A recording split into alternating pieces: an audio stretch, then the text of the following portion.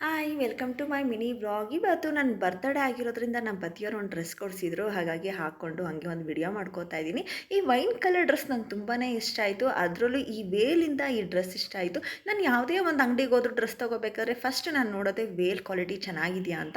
So veil quality ಚೆನ್ನಾಗಿದ್ರೇ ಆಮೇಲೆ ನಾನು dress ತೊಗೊಳೋ ಅಂಥದ್ದು. ಸೊ ಇದು ಇಷ್ಟ ಆಯಿತು, ಹಾಗಾಗಿ ಒಂದು ವಿಡಿಯೋ ಮಾಡ್ಕೋತಾ ಇದ್ದೀನಿ.